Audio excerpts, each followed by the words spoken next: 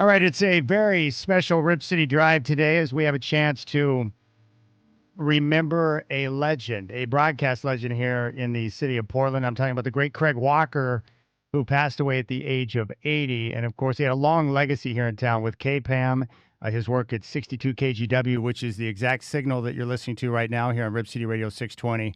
And of course, K103, where people really began to know him. And I'm very happy to welcome in studio today his broadcast partner. And they were like brothers behind mics together. And I've been a big fan of his forever. And he and I have had a connection and communication over the course of time, which I've been very thankful for. But the great John Erickson is joining me in studio for the very first time. John, I'm sorry for your loss of your great friend Craig, and I really thank you for coming in to remember him because he meant so much to me. But I thought the best way to honor him was with someone who worked with him for so many years and had such a great connection with him. And as you put it to me before, that even though you guys had totally different interests, when you guys were working together on the radio, it was magic. That's absolutely right. Chad, I'm so glad to be there. I'm excited to do this. I love listening to your show, and being on it is kind of amazing. Yeah, wow. It's great. It's so great to be here. Now, we know Craig Walker's pathway, where he started out at a small station in Corvallis and then had an opportunity to come to Portland at KPAM before he made the jump to 62 KGW.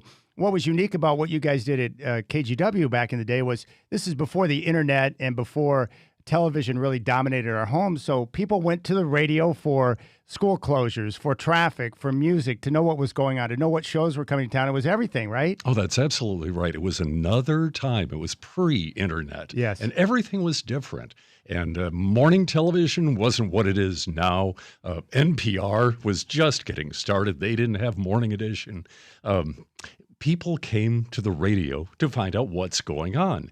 And so what we did at KGW starting in the mid-'70s was full-service radio. We played a lot of music, and we had a lot of news. We had great traffic. We covered storms and the weather and all that. And it was all held together by the personality of Craig Walker.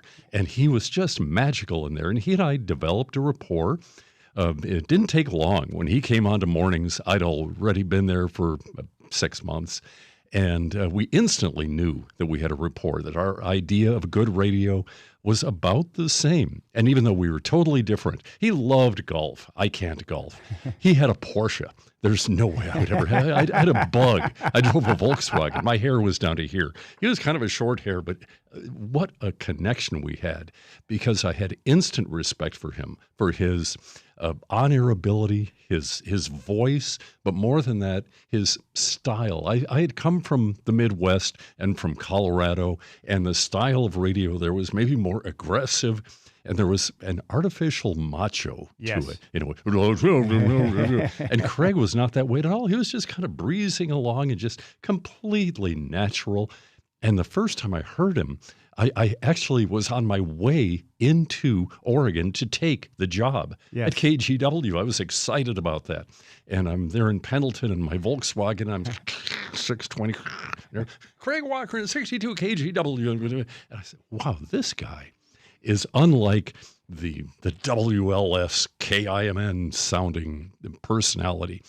And I was kind of thinking, this is a grown-up radio station, and these are grown-ups on it. And it was just amazing to start working with him and to discover that we had a rapport. That's so terrific. And so you knew right away after you started working together in mornings at KGW, I think it was 1986. I'm trying to give people an idea of your background and how you guys came together. So when Craig Walker left KGW to go to K103 in the mid-'80s, how long did it take you to where you were able to join him at K103? I preceded him by about a year. Wow. Yeah.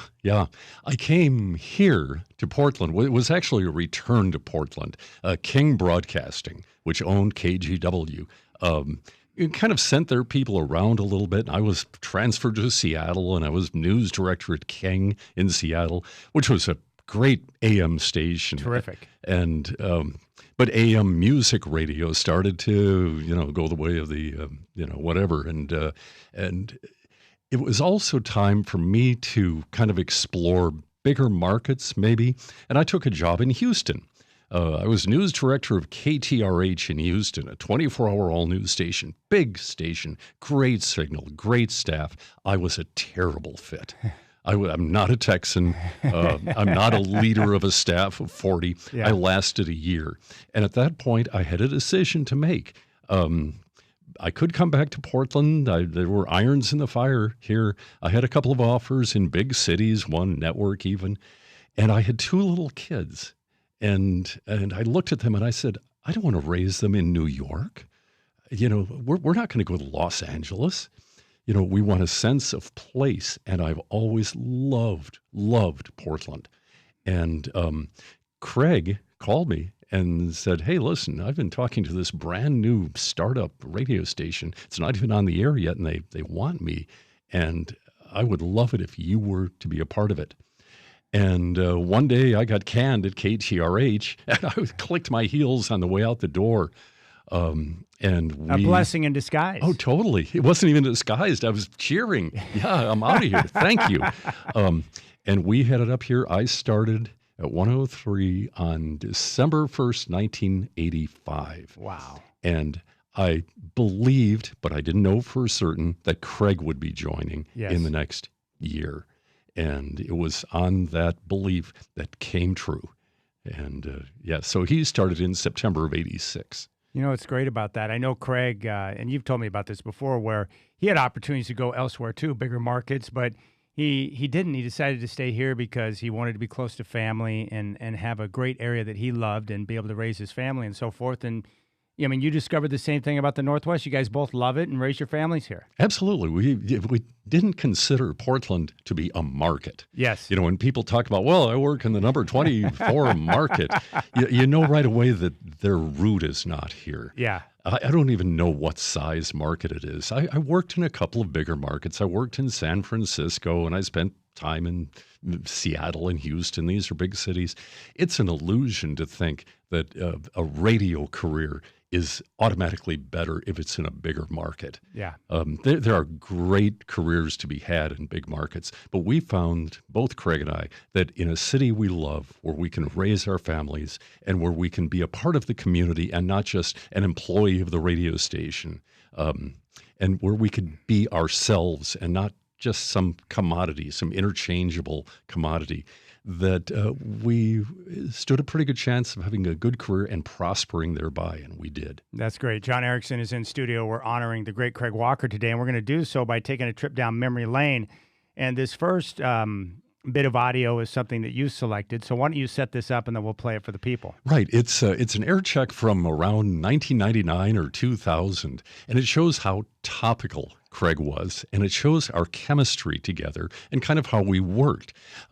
We didn't plan things. You know, we didn't script things. We didn't rehearse anything. We would have an idea and act on it. One of us would have an idea, usually Craig, sometimes me, and we would just act on it. And in this case, this tape is one of those, and it's a good example. This comes from a live broadcast at the Governor Hotel, it was then, of Craig's last show. One morning in November of, November of 2000, I think it was, I just started talking. It wasn't prepared. I just started talking on the air about something that had happened the night before. And I just kept going with it, and it turned out to be one of the favorite things I thought we'd done in quite a while. Here's what came out of your speakers on that November morning some years ago. We can talk about most anything, can't we? Sure. Well, I just need to share it with somebody. Last night, and we've been married for 31 years. Last night, Barb and I did something in bed we've never done before. What?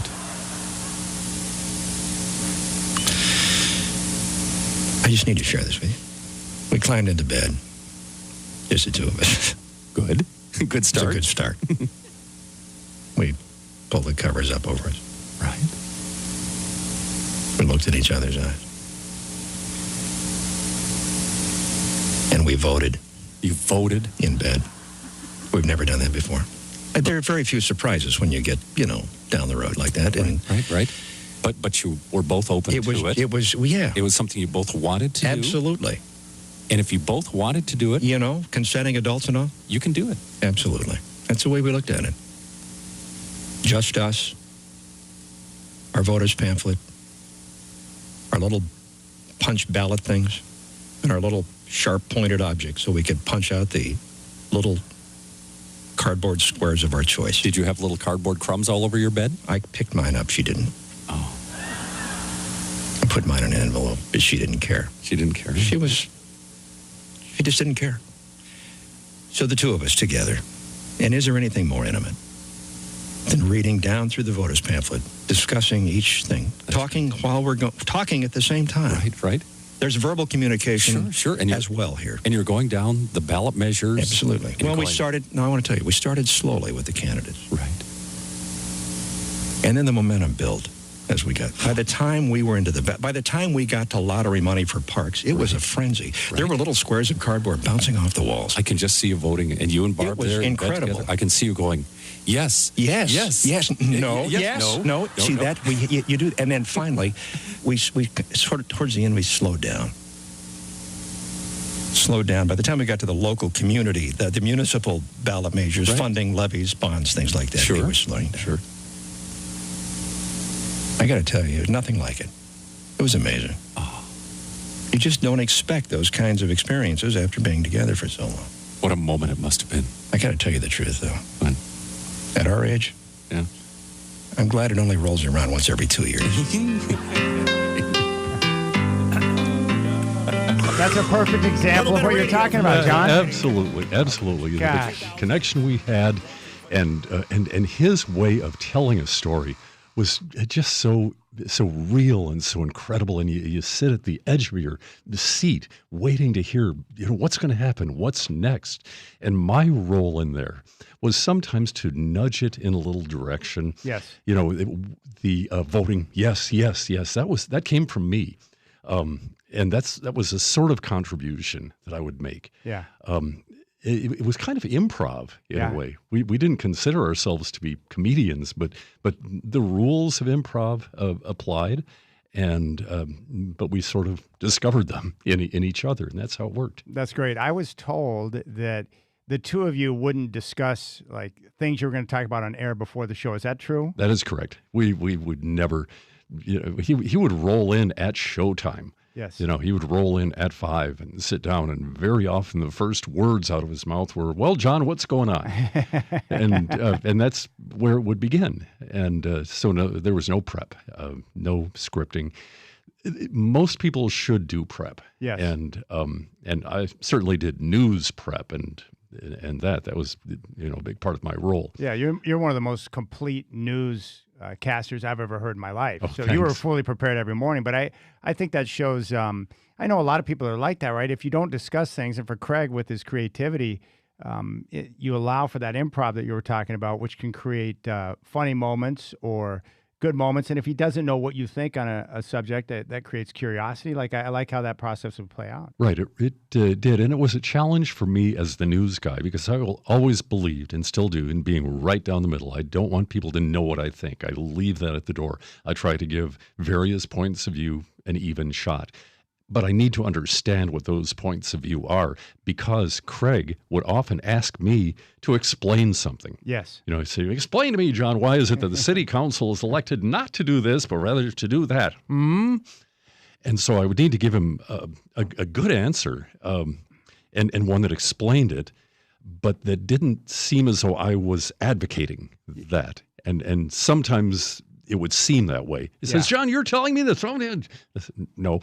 I'm telling you that the mayor is saying so. Well, but it's, but we would work through that, and that was just part of my role, and it was not the only part, but that was a fun part of it. That's great. John Erickson is in studio. We're honoring and remembering the great Craig Walker, who passed away last week at the age of 80, and he was someone who inspired me. I wanted to be him when I was younger. And later in the show today, I'm going to share some of the time that he spent in the studio with me, which is great. But it's awesome to have John Erickson in studio. I've been wanting this moment to happen, and now we get a chance to remember Craig with the guy that worked with him for years. How many years did you guys work together? Probably 30, maybe. I've never really counted, but about that. 30 plus, yeah. All right, we'll keep things rolling. More with John Erickson as we honor the great Craig Walker here on the Rip City Drive. God, that's fun. That was a good first segment. Yeah. I like that. So let's see. I loved playing that audio. I'd love to play more. Let's play more. That's good because we get a chance to hear. What else do you like on this list? Let me have a look at it. There's one where he had Shanley on this show, and that was kind of cool just to hear Shanley and Craig together. Yeah, because both their voices are so good. Right, and so I don't know what on the Rip City Drive that is, but Bill Shanley. Okay. Not scholarship, not my tribute. His farewell is sad. The tuba incident was a fun thing. Okay. The earliest known recording might be a fun thing to come out of. Maybe we can play that coming back to start the segment. Sure. I think that's a shorter clip. Yeah, that is a pretty short clip. So why don't we start with earliest known recordings? Because I know what that is. It's good. And then we can go into Bill Shanley and then the tuba. How does that sound? Sure, we can do the tuba. Yeah. Yeah. If you think that's good. Yeah. It was a pretty funny bit. And there's another list here. Maybe there's something better on this one here.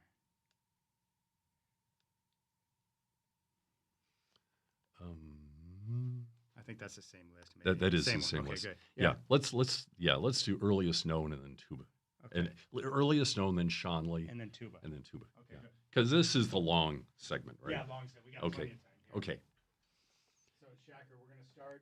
Come out of. You can play the music and then hit Craig Walker's earliest known recordings, and then after that, we're going to go into the Bill Shanley clip, and then after that, we'll go into the tuba clip.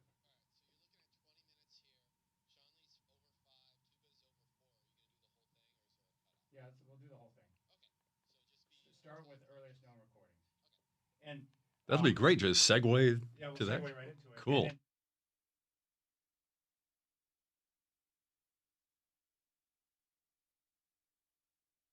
This is the earliest known recording of Craig Walker. This was in 1970. Craig Walker and much more music.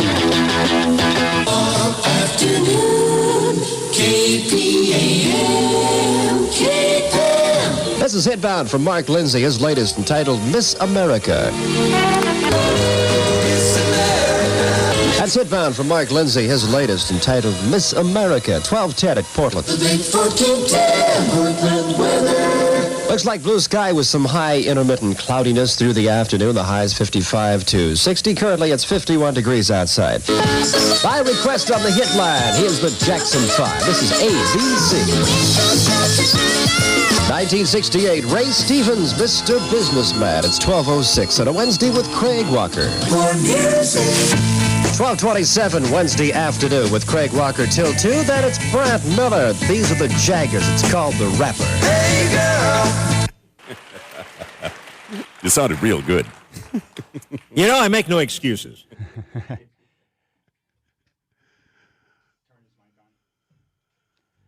Boy, I love hearing those old recordings, John, of Craig Walker.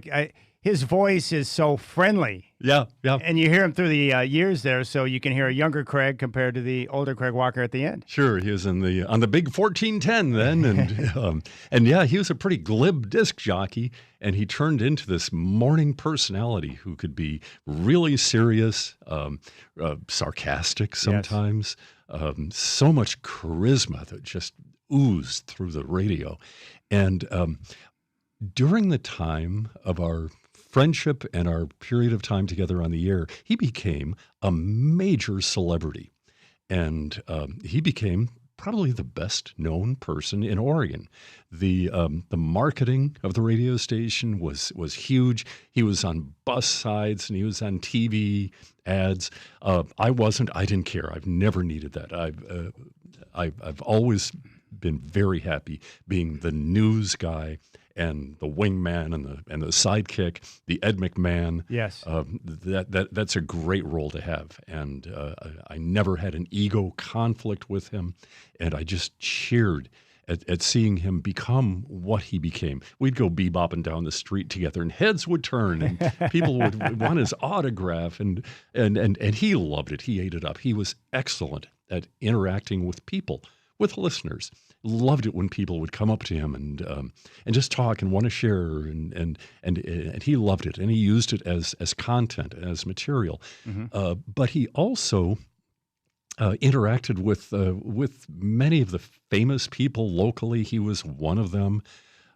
He knew all the Blazers during their championship year when the Blazers were on Kite, I think, KYTE, to the years when they were on KGW. He was just friends with the team members and had them on the air a lot. And his interaction with Bill Schonely is one that that was commemorated during that goodbye broadcast at the Governor Hotel. It is my great pleasure to introduce a man I've had the pleasure of knowing for a long time. Long time. It doesn't even. He is, as far as I'm concerned, the voice of the Blazers and a terrific guy in this community. Ladies and gentlemen, Mr. Bill Schonely. Yes. Thank you. Thank you very much. Thank you, Craig.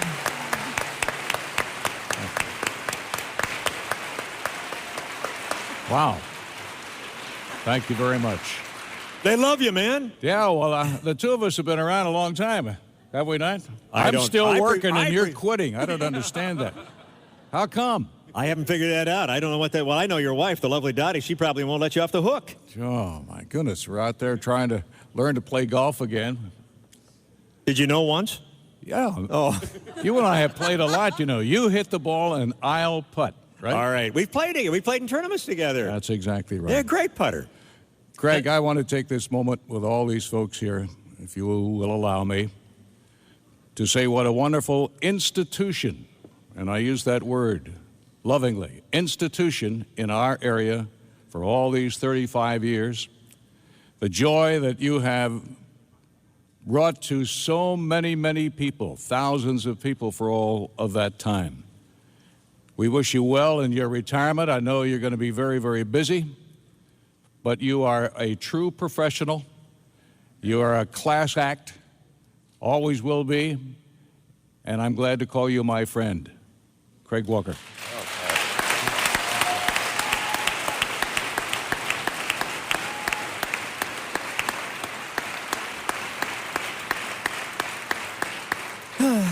Coming from this guy, that's really terrific. I appreciate that coming from anybody. It's terrific. But Bill and I go back a long time. When he was with the Blazers, I was at KGW, and for a period of time while I was there, KGW was the Blazers station. And as a result, we did a lot of things together. How about those television spots we did together? We did a series of commercials that were, and you know, as I watched them, I have them at home, and as I watched them, they turned out okay. Yes, they did. But at the time, the concept was that we would do commercials with the Blazers, with the players, and they would digitally or somehow make the basketball catch fire.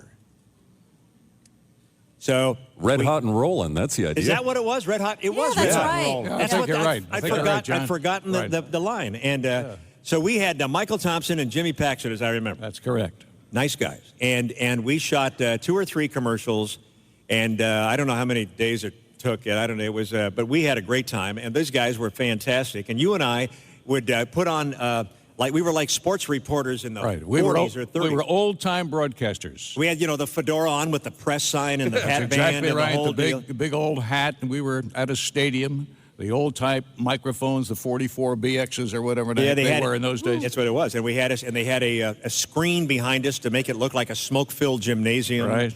And it was really a fun project to do. Yeah, it was one of the great memories I have of spending those days with you shooting those commercials. Every once in a while, I'll pull them out and put it on the old VCR. They did turn out very good. Dottie, come and see me when I was young. Yes, exactly. Yeah. Bill's back with the Blazers now. What your capacity with the team is to involve yourself in the broadcast of the games, home games only, or are you on the road? No. I'm doing it a lot on both radio and television. The new folks, Steve Patterson, when he first came to town, one of the first things he did was look me up, and in essence, I say they dug me up and brought me back. Did they? Did they really? Yeah. So good for him. Well, I'm a goodwill ambassador. I work with all of our clients. I work with everybody on the radio and television side, and I'm very, very busy. And then on the side, I sell appliances. No. Yeah. I have this little thing where I have TVs, refrigerators, vacuum cleaners. I can get you a heck of a deal I on was the going to vacuum. ask, can you get me a deal on something? Oh, That's- absolutely. Sounds like you can. That's true. Standard TV and appliance. Thank you very much. Ka-ching. What, do you get a little something if you can slide the name no, in? No, What do you- I wasn't going to do that. It would just happen. I thought it would. yeah, sure. Hi, honey, Standard TV and appliance.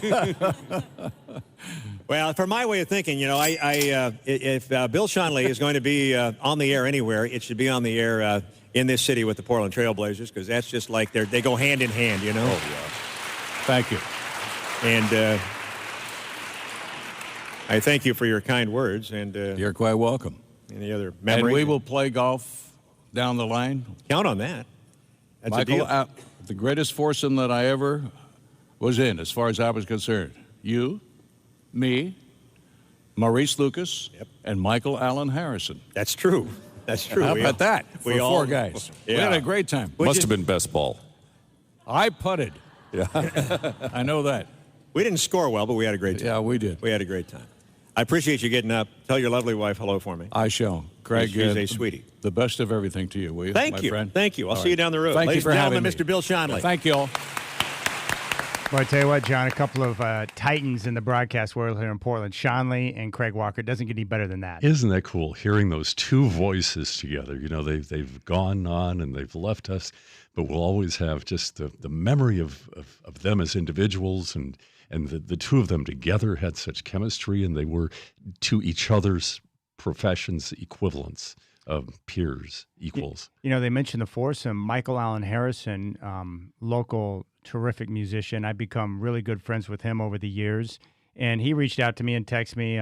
He was saddened by the loss of Craig and talked about how great his friendship was with Craig and how much he appreciated him and just the time he had around him and stuff. So I guess what's really, and not that it surprises me, but the outpouring of love and support for Craig and his family over the last few days has really blown me away. I know that I would imagine for you too, probably taken back by absolutely. the impact, because you knew that he had a large reach, but sometimes you don't really understand the impact until something like this happens. That's so very true. And something that I've tried to do in retirement is to stay active. So I write a news blog called The Daily Drip. The Daily Drip. Yes. Somebody gave it that unfortunate name, and it's stuck.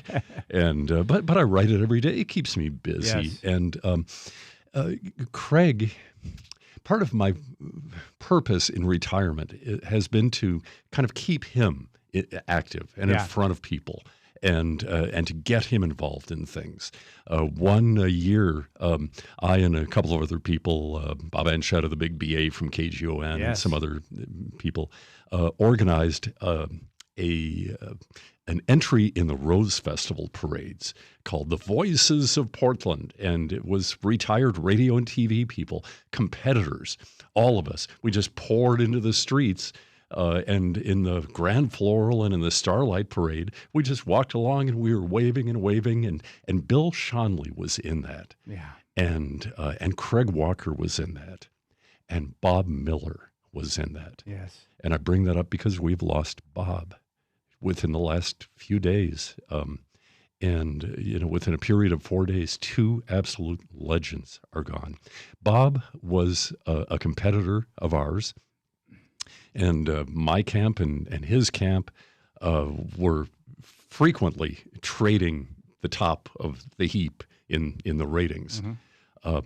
But for all the ferocity of the competition, there was always respect between the individuals and the institutions. And for people who are listening, who are friends or family of Bob Miller, my thoughts and my prayers and my feelings are with you as well. I was really saddened by that because I found out this morning. Someone texted me, said, not another one. I was like, what are they talking about? And I looked it up and saw the report that Bob Miller had passed away. And you know, just like you and Craig together, you know, Bob, 30 plus years on air here in Portland. So he raised an entire generation of people who grew up listening to him, which is incredible. And you brought up something really interesting. My sense is, because I've worked long enough in the market where I know all the guys who work at all the different stations, right? And we're competitors, but we're also friends when we're not competing. And I think what it is, and maybe you can speak to this, but I think it's because you understand the grind and the pressure of doing daily radio, that there's a respect that goes there because you understand that they're going through the same type of grind. Yeah, that's exactly right. And it's like in baseball, teammates, you're going to try to get that guy out. Yes. And you're going to do your best to get him out. But after the game or off season, he may be your best friend. He may be your brother. And you can have that relationship while still having a competitive relationship. And Bob was part of a great moment during that parade. We had talked about doing it in advance. And that is, if the parade kind of came to a stop, Bob was in sort of a trolley announcing to the crowd, because that's what he did in retirement in Astoria. That's right. And so I asked him if he would do that in the parade, and he said, sure. He did a great job. We're in the Grand Floral, and he's announcing to the crowd, there's the voices of Portland, and that's Craig Walker up there, and that's Bill Schonley up there, and the individuals in the parade, Marky Boulay. And then when the parade stalled at one point, as it frequently would, we had Bob get out of the trolley and with his wireless microphone and lead the crowd in singing Happy Birthday to Bill Schonley. That was awesome. It was a great moment. The thundering crowd and Bill just drank in the love. And that's when somebody came running out of the crowd, running toward Schonley. And I was right behind them, and I thought for a second, is this a bad thing? And then I thought, no, it's not, because he had a long-stemmed rose, and he gave it to Schonley. And Bill reached down, took it, sniffed it, and brandished it for the rest of the parade. And it's an iconic picture, and that was the result of a moment where Bob Miller was leading the crowd singing Happy Birthday to Bill. Gosh, a great job sharing that story. That's so terrific. Two legends, Bob Miller and Craig Walker, passed away in the same week, which is hard to wrap your mind around. Now, you had mentioned Craig, the versatility of Craig with serious topics, obviously love of music. He could talk politics. He could do everything, but also humor was a good part of his game as well. And I think this next clip we're going to play involving musical instruments is a funny one. Yes, we had some fun. His daughter, who, by the way, passed away about 10 years ago, it was very sad. But when she got married, it was an event on the air. All of our life events. Our children were born. Our kids graduated from high school. You both become grandparents. Yeah, we become grandparents. It becomes part of the show. Yeah, and the kids themselves became pretty well known at school. I occasionally would share a story and would hear about it afterward that perhaps I shouldn't have, and that I kind of get in the Craig Walker Memorial Doghouse as well.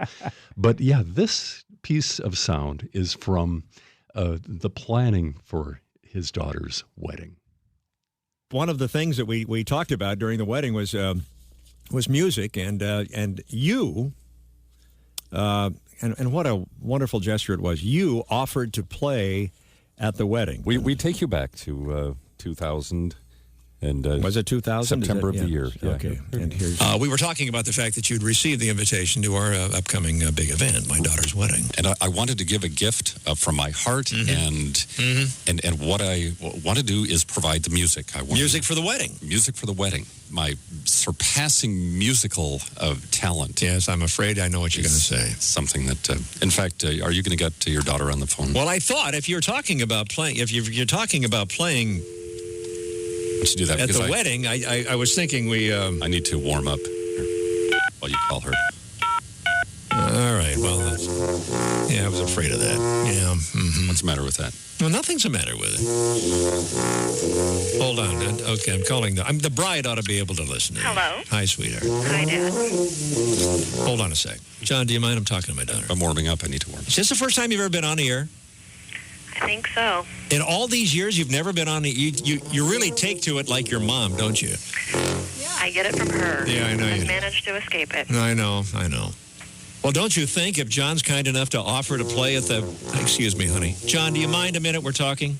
I'm just getting my lip right here. Yeah, why do I think that's not going to help? Sorry. All right, so John has volunteered to play at the big event next month. I'm honored. Well, you should be honored. I am. I think it's, and I think... Thanks, it's a date. Well, I don't know that she is ready to ink the gig here, but she's willing to listen to your audition. Is that a fair statement, sweetheart? Very fair. I appreciate the offer. Let's put it that way. Karen, what I'd like you to do is just sort of set the scene in the church. Are there flowers? Are there candles? Is it a lovely, lovely setting? Very lovely. Okay, we're preparing for lots of flowers, lots of candles, lots of people. Lots of people, lots of humiliation waiting to take place. And here's the bride and the father of the bride ready to march down the aisle. Yes, we are. All right, now here's what I suggest. You ready? Okay.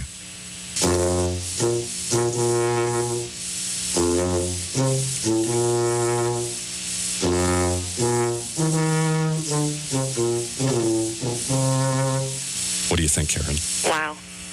Boy, does that say it all or what? Does that, I mean, she could go on and on, but does wow really speak volumes or what? Okay, the ceremony is over. Yeah. The veil is lifted. The veil is lifted. The kiss is planted. Yes, planted, yeah. Okay. And you're on your way. They're walking back out of the church. Right, okay. Here it comes.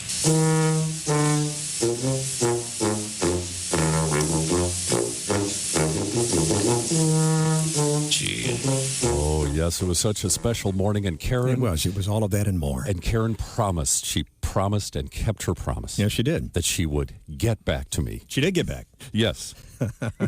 So to speak. And then you got back at me. Right, now you got to hear this. This is one of the all-time pranks. Let me see if I can set this up. We're at the rehearsal. We were at the First Christian Church down at Park in Columbia. Karen and I walked in from a side door and sort of walked behind all of the pews, and then we stop at the beginning of the center aisle. Right. Sort of stop, and before we start the actual walk down the aisle. This was the rehearsal. Little does this man know. You're standing there. I'm waiting. That's right. We're ready to Watch walk. this total cool be blown.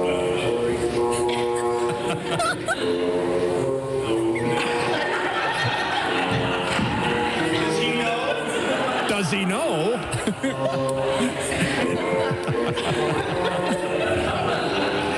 Oh, is he here? He's not here. I'm looking around the church. Is he here? Is he here? I don't remember ever being, is it punked? Is that the current word? Yeah, punked. Yeah. That's awesome. It was fun. Now, was that really you playing the tuba? That was my brother. Oh. Jim. I can play the tuba, but he's great. Ah, that's so good. Yeah, that was, what was it like that time period for him when he lost his daughter? Because I just lost my brother back in December. He passed from cancer as well. And so I've been watching my parents go through the grieving process, and it's very painful for me to see. How was that process for Craig? Right. That was as difficult as you can imagine. He and Barb channeled their grief into raising funds for research into the type of cancer that took her life. And she herself had blogged openly about her journey, and her motto was, "I choose joy." And that became kind of Craig's motto as well through his 10 years that followed that, to choose joy. And he was so involved in his grandkids' lives and in the community, and continued to sing at Christmas time with me and accept my invitations to go and march in parades and things. That's great. All right, we're going to continue to remember the great Craig Walker. What a legacy he has left behind. John Erickson is in studio. You've got the Rip City Drive on your home of the Blazers, Rip City Radio 620.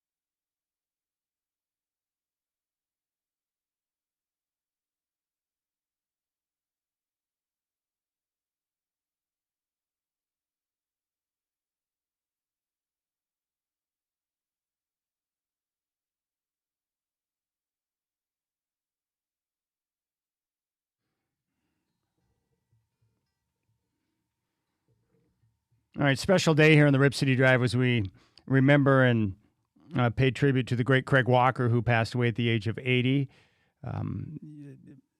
Such an inspiration to me and so many other people. And of course, John Erickson's in studio, and I'm so happy about that because the two worked together for 30 years in the market, which is amazing. And I'll never forget the time when you knew that Craig was going to join me in studio for the show, and you and I were communicating back and forth for about a week before he came in, and you supplied me with all the details of different things. So when I sat down with him, he was blown away at how I had access to so many different stories. He's like, "How do you know this?" I'm like, "It's my job to be prepared." But really. It was really great. All the things that I learned about him. But that's really, I mean, and Craig was great. But you know, I guess what I can say to you is, like you had mentioned this earlier, and I think this is important for you to know, that the two of you together were just yourselves, right? Like he was different than you. You guys are different personalities, but you were just real. And that comes across on the radio. And that's the connection, is that I knew the two guys I was listening to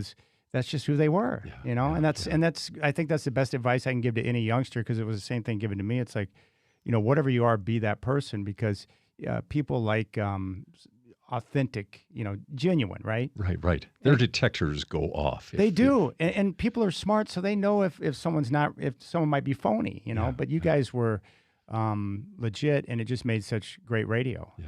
I've always been so grateful to Craig for so many things. He was a pivotal influence in my life. I wouldn't have had anywhere close to the career that I've had if it weren't for the partnership, and if it weren't for Craig. And he caused me to grow up. You know, I turned into a mature person. Yeah. Under his, he was almost like a big brother. Yeah. To me. You know, he was 5 years older, and I looked up to him in all the ways that one does for a big brother. Yes. And sometimes he would get a little impatient with me, understandably, but I just learned so much from him, and the relationship we had, which involved intensely working together. Yeah. We had eye contact. Now, we were in separate studios. I was in the news studio all the time, worked hard in between newscasts. But his rule was for me, that every time he's talking, my mic is on and my eyes are on his. And so through the glass, he'd be talking to me as a surrogate for the listener. Because in radio, even though no matter how many thousands of people are listening, it doesn't matter, because it's only one person at a time. And that's how I got over being nervous of being on a highly rated radio station with gosh knows how many people listening, because it was only one person at a time. And so Craig would be looking into my eyes, and all the pictures that you see, and there's some great pictures being shown of him online and in the newspapers. He's looking intently. He's looking quizzically. It was always into my eyes. And every time I see a picture, I almost choke up, because I know that the communication was between us, but actually between Craig and the listener, one at a time. And in a profound way, I think he cracked the code of radio. Yeah. In that way. Over the last few days, as you're absorbing such a great loss, like what are some of the main memories or thoughts that's flooding your mind as you remember Craig?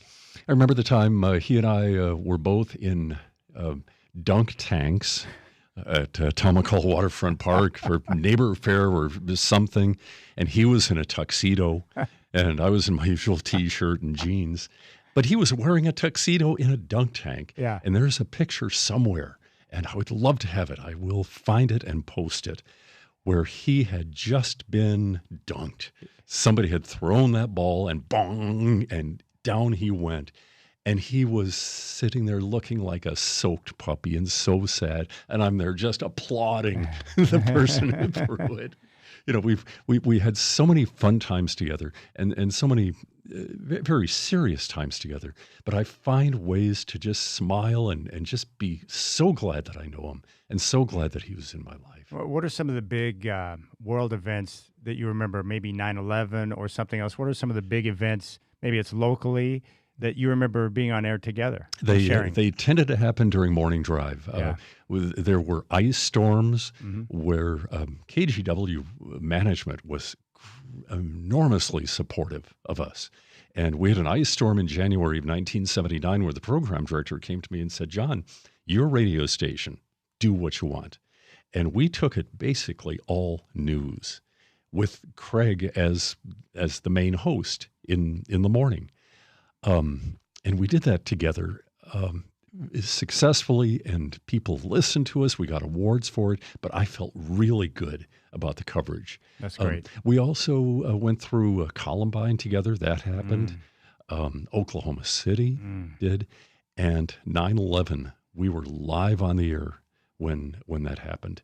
That happened at 5:45 in the morning, our time, and we were on the air, and we just looked over at the TV monitor, and there's the Twin Towers standing there, and one of them is on fire, and we're there saying, what is going on there? And as we were watching, the second plane goes sailing right into the second tower, and it was unbelievable. And we knew in that moment that people were listening to us and probably going away to see it on television, but we felt sincerely one with people in experiencing that horrible moment.